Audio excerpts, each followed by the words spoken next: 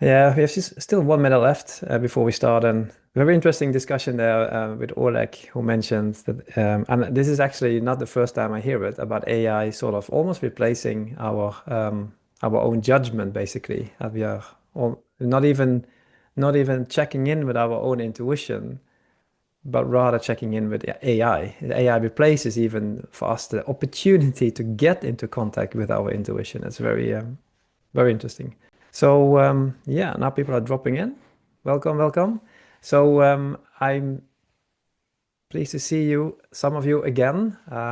And I thought maybe more people will come today, but I thought that we can start off before I start introducing this workshop today, or webinar today. If you have the opportunity, at least, please type here in the chat, what is intuition according to you? Then I will officially say welcome. I think we can start now. I see some chats here. Unspoken capability, unconscious intelligence. Yep, thank you. My gut feeling, my inner strength. Deeper inner feeling, gut feeling based on past experience. Thank you, Orisa. And intuition, emotion from your subconscious mind. Some kind of feel. Many people say that. It's so interesting. So if you just have a look about what is being said here, tapping into a kind of field towards information, it's very interesting that we sort of get different definitions, if you like, in our feeling. And this is the first question I've asked with every guest of mine on my podcast, irrespective if they were CEOs or leading scientists. What is that intuition according to you? And it's very rare two people give the exact same definition. I can share with you my working definition. It's a sense of inner knowing. You can see it again. Inner feeling, yes. It's a sense of inner knowing, and that's where I come from. And to me, it doesn't matter if we are working with the source of intuition can differ. If it is, let's say, pattern recognition, experience only, subconscious mind only, tacit knowledge, things that just you've learned it without knowing that you learned it. If it's the moment of reading the room, or if it's a divine entity, it doesn't really matter to me. At some point, we have to make sense of it all, and that's what decoding what decoding intuition is all about. What I'm doing. So some of you know me, and some of you are new to me. So I will just say a few words about myself. I facilitate really a safe space for leaders, entrepreneurs to experience intuition. And the idea behind it is to grow as a person in your own leadership, as well as growing the company, helping growing the company, or making better connections and better decisions. It's really about self-exploration or self-expression, and without being a judge or abandoned by others, and ultimately about finding true fulfillment. That is really why I do it. And that's really why I want to help others, making the right decisions, ending up right in life. My work is based on 3 pillars, global science and research. You will see that later on in some of the guests that I can show you for my podcast. And by the way, I only have one slide for you today, so I'm not going to kill you with PowerPoint. The second pillar is evidence-based methods. So every single exercise that we do to either strengthen trust or decode intuition is trialed, proven. I know it works, and I've done it myself. And third, my own research. I've by now deep interviewed roughly 50 leaders, entrepreneurs, founders, leading scientists on this topic. And from that, this started for about 3.5 years ago, unofficially, maybe even 4 years ago. From that, I've been able to draw conclusions or patterns or black swans even. I'm going to reveal with you 3, 4 of them today. But basically, on the back of this work, I've created a membership-based community. It's called the Intuitive Leader. It is the podcast. it is a community, and it's a program called Decoding Intuition. So there's four elements in it. There's a teaching element in it, decoding intuition. There's guidance, group guidance, group coaching. There's one-to-one coaching, and there is connecting. You will find like-minded leaders that understand the power of data, but also where data ends, where you need to make a decision based on your inner knowing. And that's what intuition is at some point. And the combination of those two, let's say left mind, right mind, left is logic, right is intuitive. The combination of those two minds is what you see in my logo as well. I have a blue mind and an orange mind. It's the combination of both where we make magic. I'm also a speaker, and well, personally, I'm 50, married. We have one son, one dog, and the agenda today is pretty simple. We'll be all in all 55 minutes on the way. I will introduce you the three to me surprises and a fourth one, like let's say a black swan, of my learnings when talking to CEOs and leading scientists on this topic. And after that, there will be time for Q&A. Let me see if I have anyone new. Yes, Hussein is new.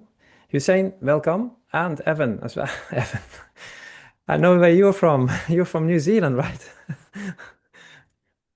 Oh, Australia. Big mistake. Mute? Evan, you Sorry. mute? Yeah, so Hussein and Evan, if you haven't heard it yet, please type in the chat, what is intuition according to you? Yeah, sure. Sorry, I was on mute. I will, intuition, according to me, that's a good question. Well, it's basically following your, how do I call it? It's your inherited experiences and what you've seen in life. They are all, I believe, they're all cooked somewhere in our minds in a way or another, and they create something solid called intuition. Okay. That's how I call it. So you're just following the combination of the whole journey you had before. Okay. That's how I call it. Yeah. Thank you. Thank you. And thank you, Hussein. And I see there's one Ika as well. Yes. So I will start now with well, one surprise. The first of the three, four surprises that I wasn't prepared for, but the positive surprise is that when I was doing these deep interviews, some of these are my podcasts. They were really about intuition, but there's only the top layer. The other dozens of interviews that are not on my podcast sometimes had different angles. For example, high performance or trust or psychological safety. And so it wasn't the specific topic wasn't always like intuition per se. And what struck me is that every single person I've interviewed not only used their intuition, I mean CEOs, but they didn't, it was a non-issue.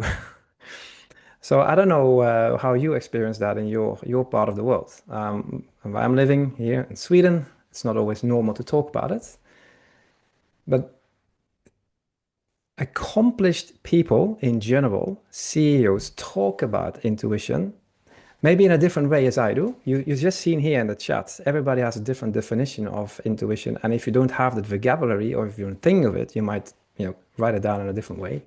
But the first big surprise was they all use intuition. It's a non-issue. It's like eating, it's like making decisions. Of course they go with their gut. What else? Why wouldn't they? That was literally the answers I got.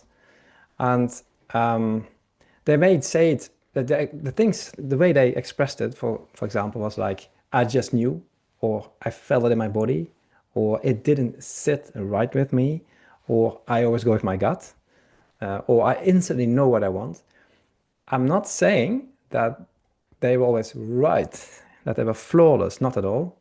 But it was really, really noticeable that when I asked the question, do you use intuition at work? It was almost like, yeah, why not? Of course I do. That was for me a big surprise. At least I was almost expected to encounter like resistance to the question as such. And one CEO really put it clearly that she wanted to sort of know in a very early stage if there was dissent or a problem. So she was literally reading the room constantly to avoid that people would drop off in the management team. If they would have a new vision, a new strategy, or if she was having a plan, she didn't want people to leave that room and have not said stuff. She was really tuned in to find constantly early dissent or early problems. And I am going to share my screen here with you. I'm going to share,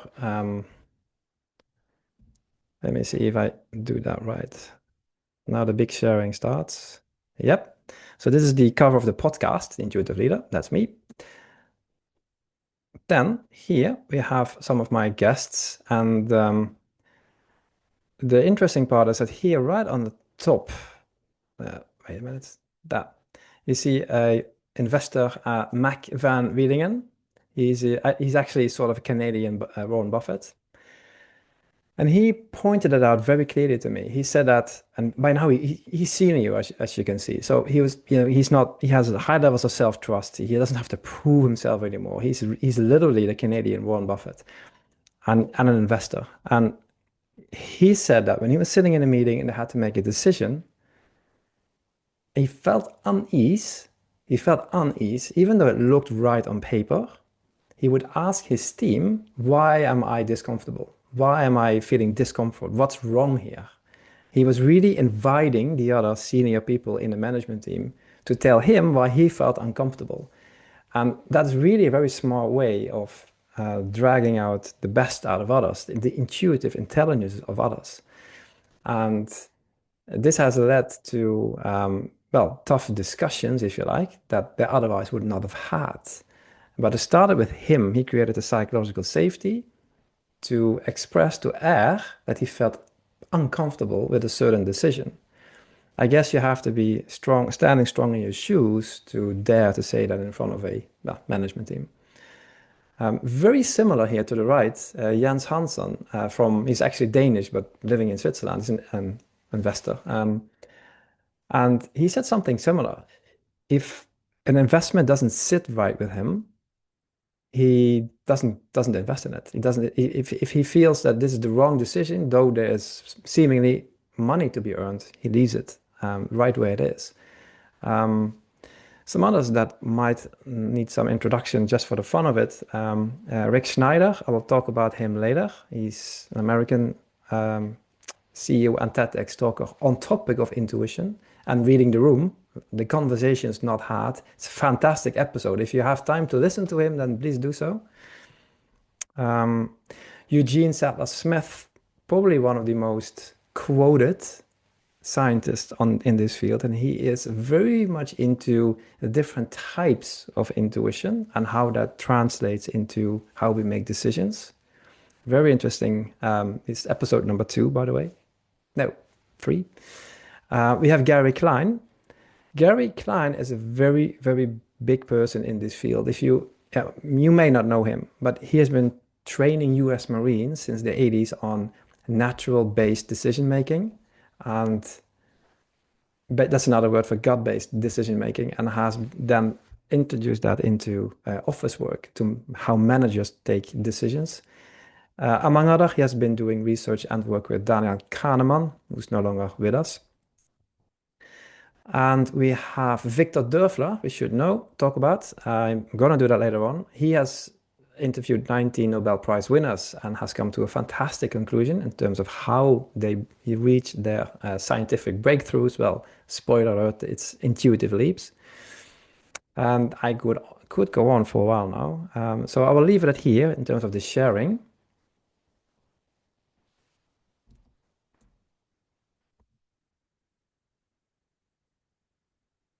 Yeah, I'm back. Yes. So what I wanted to convey here is that using gut, using intuition is sort of a, well, I'm just going to say it's instinctive, but it's not instinctive because instinct is something else than intuition, but it's core and center to people that are used to make very tough decisions in all certain areas. And Rick Schneider, the one that I showed you, that is uh, episode number 5, I think, on my podcast. I asked him, how do you feel when you go against your intuition? Because he's very aware of his own intuition. And I asked him, how do you feel when you go against it? And then he said in his own words, it feels like self-betrayal. It's a self-loathing feeling. I knew better. I knew better, and I did it anyway. And that feels horrible. And to be honest, that is very much the way he put it. That's very much how I experienced this myself. So the first big surprise was really about there is no issue with using your intuition. I thought it was, but the black swan here, the second big surprise was not the second biggest. That's another one, but this is a big one. Is that I thought, because I've never been CEO of a company, so I thought that if you are in the middle management, where I have been for a while, you probably use your intuition a lot because I do myself. And CEOs don't do that. They only go on numbers. It's actually not true. It's almost the other way around. CEOs use their intuition much more easily because they're used to it and they trust themselves. It's about self-trust. Whereas a lot of people in the middle management have difficulty following their intuition because they don't dare to make mistakes and they stick rather to the assignment. But again, what you will see later on is that if you want to climb, the high performance is connected to following your intuition. Anyway, the second biggest surprise was that it's not only that they're using their gut. I love to talk about it because the personal goals of most of the people I've interviewed are directly connected to the company goals. So the CEO comes in, often it's an assignment, like we have to do a turnaround or have to reshape the company or expand into new markets. There's a clear assignment. It's a go get them kind of goal setting for these people, and the the personal goals, what I am to achieve in my life, is often connected to the company goals. So it's all of a sudden it's about self-fulfillment. Following intuition goes beyond the next decision. It's about what am I heading for in life. If I do this assignment well, there will be a next one and a next one. What's my path? What's my dream? What's my purpose in this life? And this is where most people I interviewed open themselves wide open, a lot more. This is not always on my podcast. There's too little time for it. And I have 60 hours of transcribed interviews, where I think half of it is almost about this, about where am I heading for in life? What's my purpose? They love to open and talk about it. And that revealed one other aspect, and that is that it's quite lonely at the top, but because it's very rare, you can actually talk about that freely if you have that responsibility to, well, to generate revenue, basically, here and now. Um, yeah, and the way I see it, there's a deficit in this. People don't talk enough about it. Um, but underneath that, there's not just the need to talk about it. There is also um, the willingness to share failures, wins and losses freely. Often that's a mark of self-confidence if you actually can share with yourself, with someone else, failures and losses. But there's also a lot of learnings in that. So the interesting aspect in this is that when I had basically two kind of guests. The first one is the CEO, well, leaders, CEOs, or at least people senior in terms of leadership, founders and entrepreneurs, but also the scientists, like I showed Eugene Sattler-Smith, but also Gary Klein, Victor Dörfler. The funny part is when I speak to the scientific community, if you like, they do research into how to use intuition to your own benefit as a leader. And I mentioned Victor Dörfler earlier, who has literally deep interviewed 19 Nobel Prize winners. And the purpose of that initially was to see how do they get to their scientific breakthroughs. As it turned out, the pattern in it is that all of these Nobel Prize winners do intuitive leaps. So they all of a sudden just see it. Ah, that's how it's supposed to be. And then they are way ahead of their scientific community. They're way ahead of themselves. They're way ahead of their own calculations. They can't explain it other than they intuitively know that is the right way. That's how Stephen Hawking has been working. Choose a direction that you believe in, and then work your way back in terms of calculations. And some of them were wrong. They're not always right, but it has led to scientific breakthroughs. And the conclusion that he could draw is that it's not, and I mean Victor Dörfler here, it's not as if masters just use intuition. No, the intuition is essential to get to that point, to leap, if you like. And the same dynamics, the exact same dynamics I've been able to see in my own work. I've seen it in my own interviews, and I've seen it with so-called exit calls with some of my clients. They've said they witnessed the same thing. For example, the ability to stay strategic, to zoom out in different difficult times, but also to navigate uncertainties better. Intuition gives you a bearing. What am I heading for? Um, Let me see. I can see more. I can see. Okay, Rund is here as well. Nice to see you. And Pia Lena was there as well. Yes. So for the newcomers, you were very welcome to write down in the chat um, what intuition is according to you. I can see a question as well. Have you interviewed?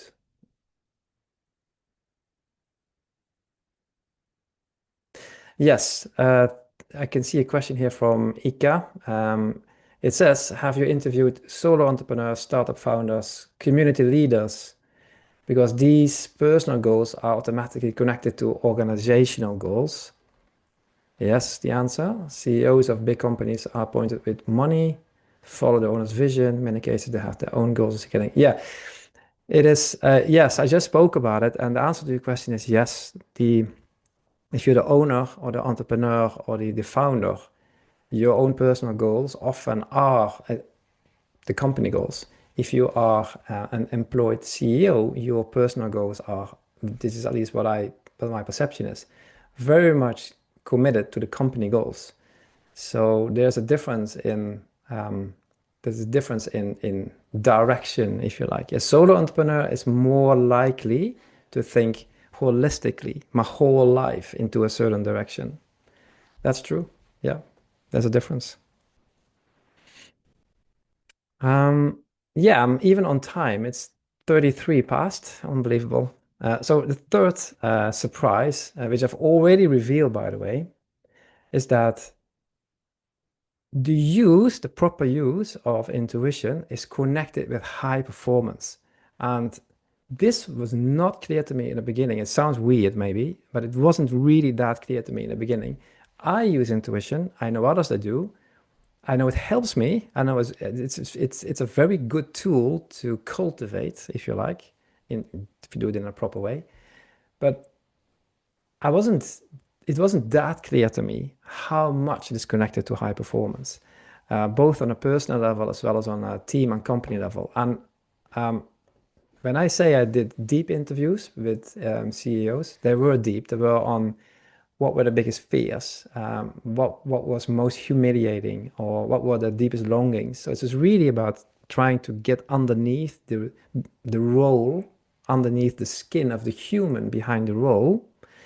And I can share with you um, two results from that, or two clear moments in terms of high performance and winning, because it's all about winning in this case.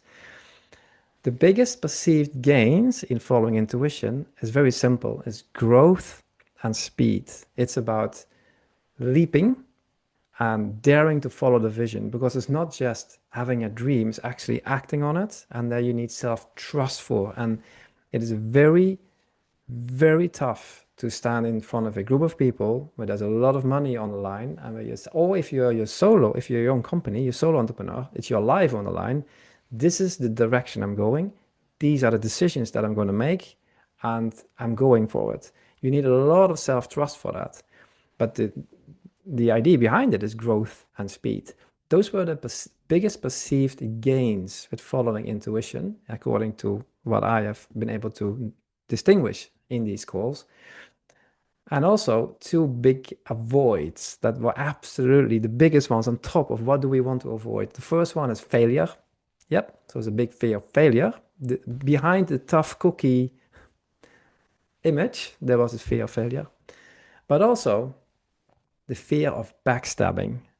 This is almost literally the word backstabbing I've heard several times, and this connects with the CEO that I mentioned, that she was constantly scanning.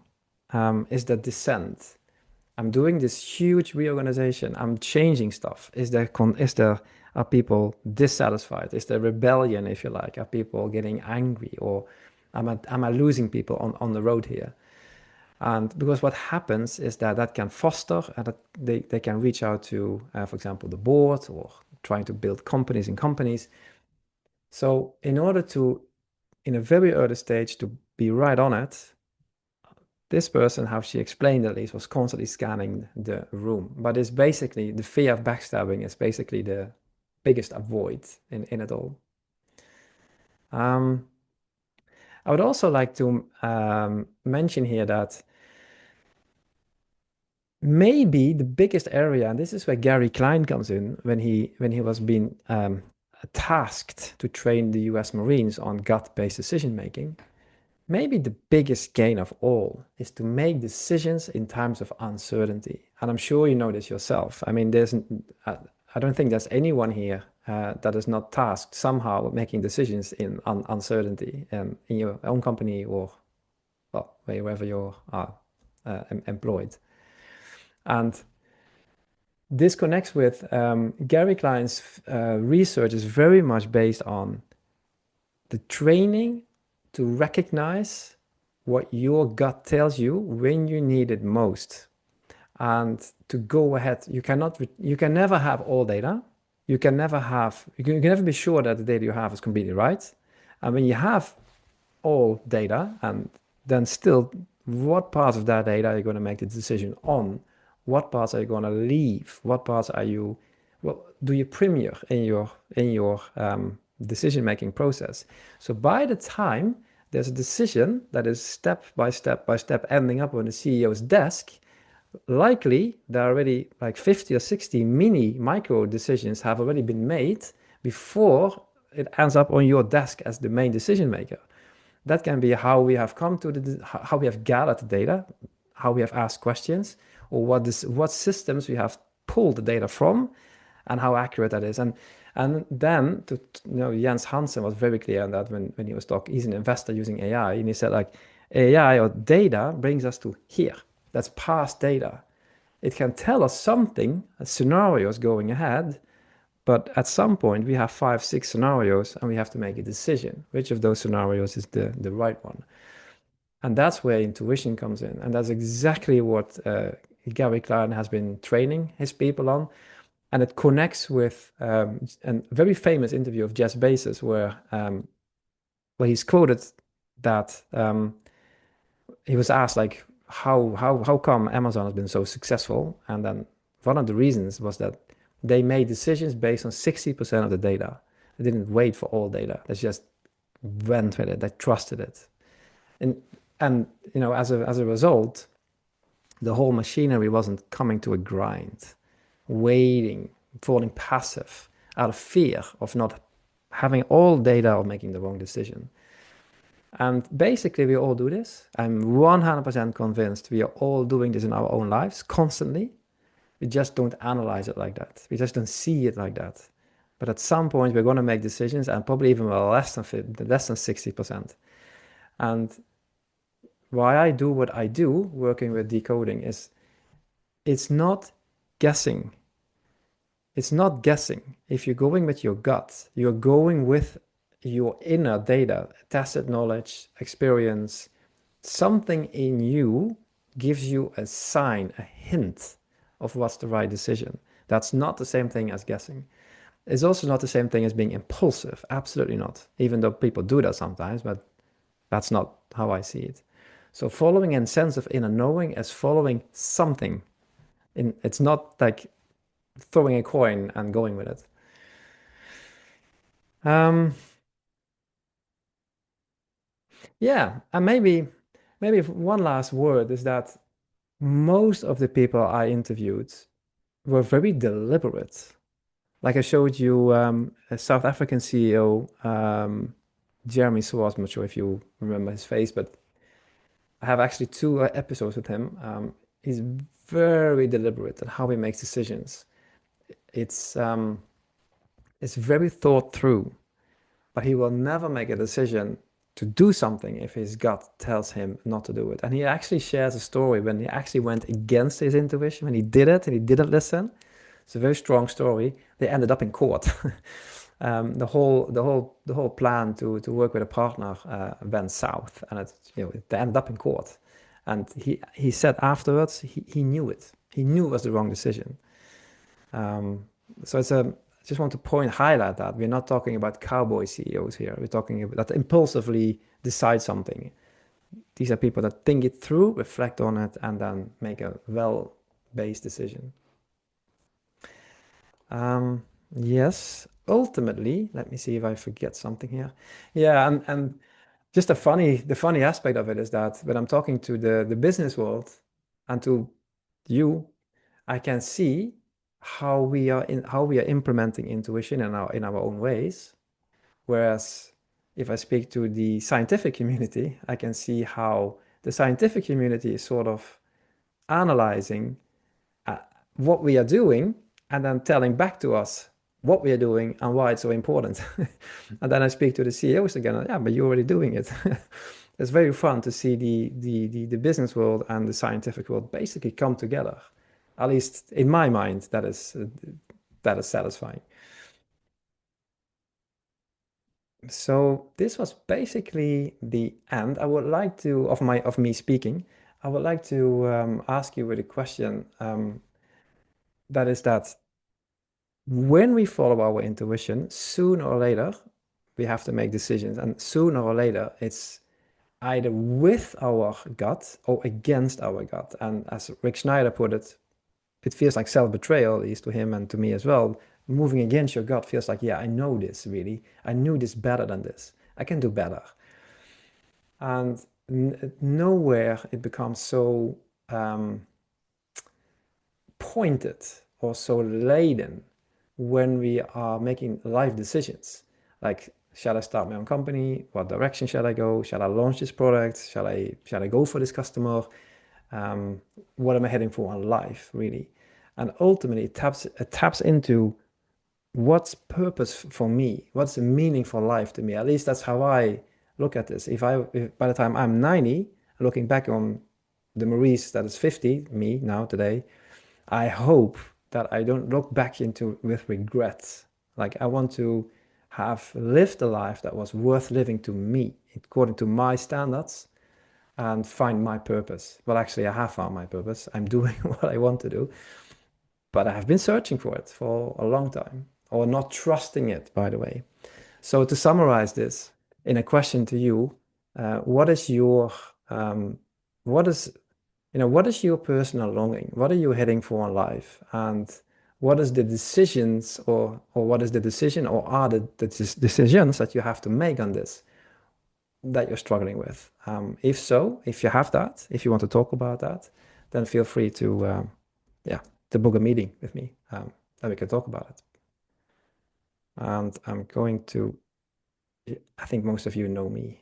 You have my details, but I put it anywhere here. For some of you don't have my details, so yeah. And with that said, oh my God, I'm on time. We still have 10 minutes left. Exactly. This is unprecedented. It's easy to forget yourself when you're speaking here. I would like to open the. Do you have any questions?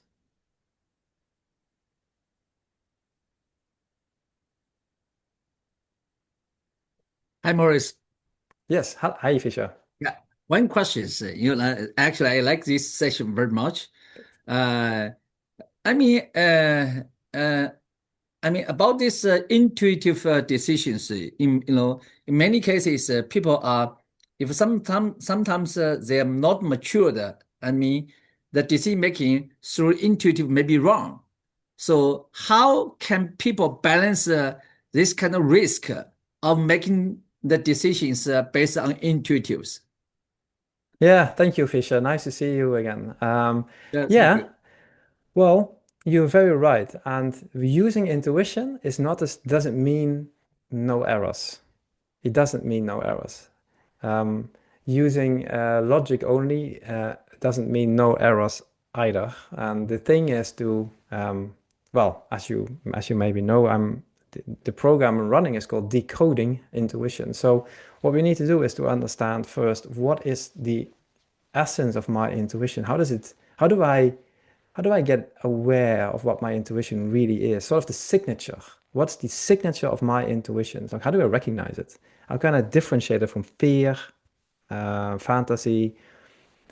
It does come in different shapes and forms. It's often to use a sort of yeah, a quote almost from Oprah Winfrey, I believe, or from Steve Jobs. This little voice inside, often buried by other noise. That we have to distill first, and it takes contemplation and inner work. And there is actually a sense for this. It's interoceptive work. Interoception means register inner signals. It's a sense.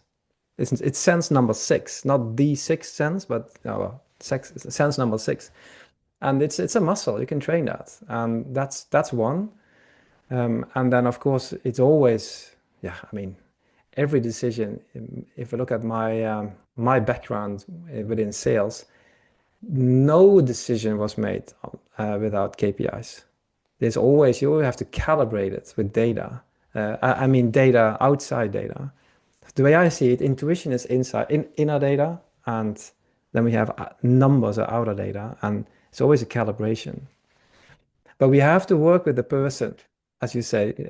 If maturity is a challenge, we have to work with the different signals that person is getting, and helping that person understand this is instinct that is just a that's trying to save your life. This is fear. This is just you have a bad day. This is fantasy, and this is real intuition, and work from there. It's very deliberate. Thank you. It's not a quick fix. Yeah, thank you. But it is highly effective. Who is? Am I getting questions via the chat? I'm just noticing. Men, aha, Verena, yes. Is this by coincidence? Where men and women? Aha, okay. Yes. Hello, Verena. Yeah. So I have more men now, but it is slowly changing.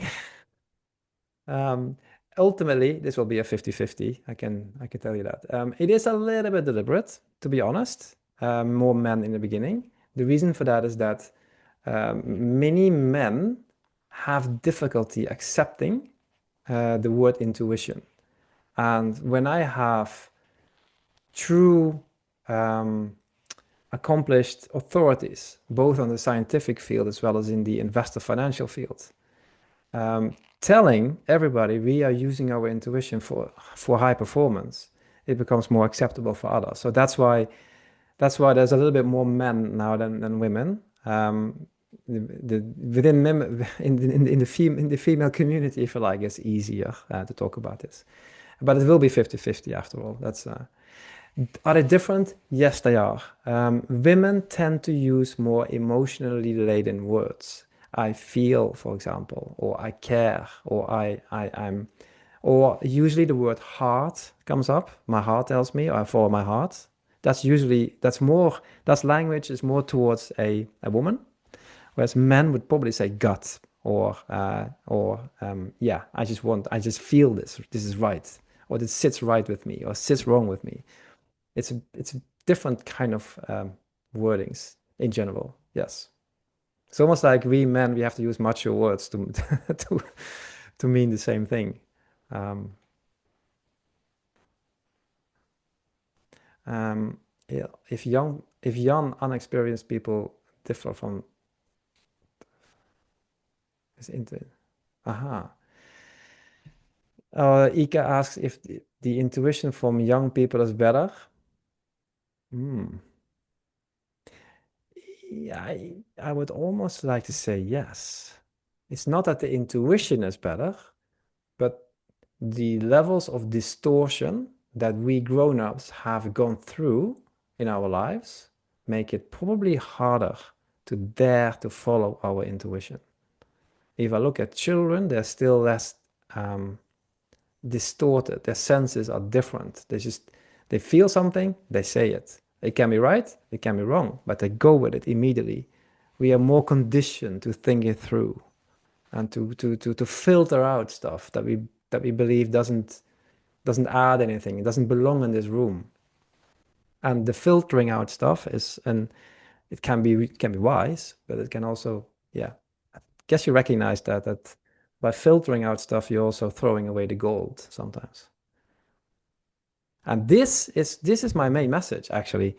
The people is both proven by scientific research, but also by actually doing it from highly accomplished people in business. They do follow their gut.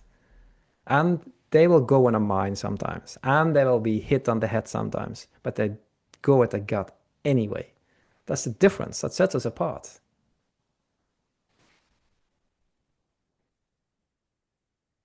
Kids, let's do it, I think.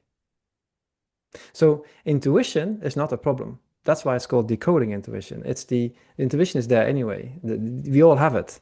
It's like I don't train people in their intuition. I train people in decoding their intuition.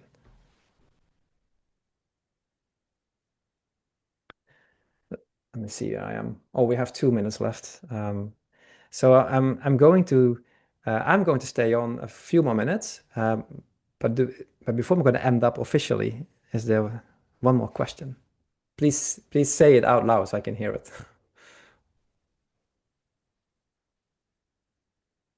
I may have missed one here. Okay, Risa asked me, how much is intuition related or complemented by emotional intelligence? Ah, good one. I believe we need emotional intelligence to decode intuition. Often, but not always, but often people tell me their intuition is accompanied by a feeling. And if you have heard of Gert Gigerenzer, who is a professor in Germany, yeah, his definition of intuition is felt knowledge. It's a very common definition, or at least in that direction. So the aspect of feeling comes with it. He uses the word knowledge. I'm not really sure I agree with the word knowledge. I think there's a difference between knowing and knowledge. But yeah, potatoes. I think it's I go for the inner knowing. I think that's yeah. Yeah, we need our emotional intelligence. There's actually a very good study done by a Portuguese American neuroscientist called Antonio Damasio about people that aren't able to use their amygdala to decipher their emotions, if you like, to register emotions that lack emotional intelligence. We all one expected result was that they would have difficulty explaining of having relationships, of course, but the other one, the big one, is that they were not able to take decisions. emotional intelligence to decipher what your system emotionally is giving you is crucial to give the context where the data fits in to make a decision. So yeah, that was a very good question, Lisa. Thank you. Oh, she's no longer here. Oh yeah, there she is. So I want to thank you very much. I'm notoriously bad in keeping time, so I'm going to close off now. We are in time, I think. Yep, we are on time. Spot on. So I'm here 5 more minutes. But everyone, thank you so much for showing up. Thank you. Thank you so much, Maurice. Yes, Take thank care. you. Bye-bye. Thanks so much, Maurice. Thank you Yes. so much. Bye-bye. Talk to you Bye. later. Yeah, talk to you later. You're muted, Evan, if you want to say something. Really, really interesting. Really enjoyed that, Maurice. Thank you. Well, Really, thank you. I was never aware of the Jeff Bezos. That was so interesting with the 60% going with that and the rest going with intuition. It's brilliant. Yeah. My understanding of intuition from what I've researched so far is all aligned with what you're talking about, which is it all comes from our previous experiences in life, and it's this gut. It it actually happens in the gut, but it happens from previous experiences, our habits, our emotions, overlived experiences. It goes through the emotional part of our brain, and it actually connects to the gut. And that's how when someone says something to you or something happens, before you can even make a rational thought about it, the subconscious brain just kicks into it immediately and gives you that reaction to either buy that thing, walk away from that thing. It's an instinctual thing. It's absolutely phenomenal how instinct works. So yes, it was yeah, I found it all the examples that you were bringing through there are fantastic. Yeah, thank you, and I'm very happy to see you here. So, Evan, you are what? So I know Fisher, you're from China, and Yeah. Evan, you're from what time is it now? Is it 9 now in the evening or? It's it's coming up to 9 o'clock in the evening. Okay, that's still Yeah, reasonable. we are on the 7. Yeah. Okay. Very reasonable. It's difficult to have the right time zone. I mean, the Americans can't make this. You know, they are still asleep. It's 12 Indeed. o'clock. Yeah. I've been, as you know, we have conversed on LinkedIn quite a lot, and I've wanted to see so many of your podcasts, and when this one came up as an option, I was like, I am booking this in straight away, 100%. Especially on something like this, which is also part of what along the journey of what I teach with people, and why it's so important to trust your gut instinct. And I think another part that you said that was really important was about emotional intelligence. You also mentioned another part about ego, which is a really hard thing to let go of, because naturally your instinct is the first thing that kicks in. Then your ego goes, but what if I'm wrong? You mentioned about one lady who was concerned, what if I'm wrong in front of all these people? And that also comes down to a psychological safe environment that you're in as well, whether you can be wrong in front of those people, can you be vulnerable or not? Yeah. Which is another aspect altogether. Yeah, But it's related, highly related.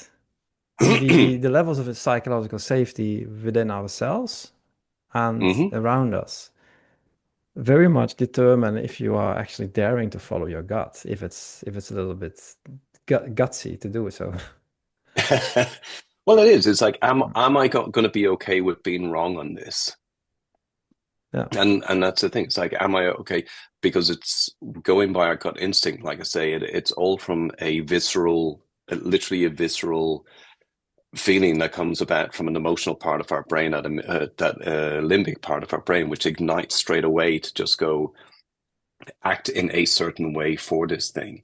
And if we're not in tuned, if we don't have that emotional intelligence within ourselves to listen to that, that's when we question it. And again, it's not that it's, as you also pointed out, there's nothing wrong with being wrong on it, but it's nice to be in a safe environment where you can be wrong. Yeah, well put. Well put. Jeremy Swartz on my podcast. He is then CEO of AI company in South Africa, he talks a lot about this. We're talking about intuition, and we end up talking about psychological safety. So that's how else can you have people evolve? I mean, Fisher, you mentioned what if people are not mature enough? Well, if people are never allowed to make a mistake, they won't dare to grow. They won't dare to make a mistake. They will stay passive. So it's and this is what Gary Klein has. He has been doing. You should check him out. Gary Klein has been doing fantastic research on nurses, police officers, on when they broke routines, when they deliberately no longer follow the rules, because they understood that if I follow the rules now, it's going to lead to death. So they broke routines, they broke protocols in order to save lives. And he has studied them. He has studied why and how they operate. And his conclusion is that it's better we invest in ourselves, understanding what our intuition truly is telling us, than we invest in another rule or another prohibition. There needs to be rules, but I mean,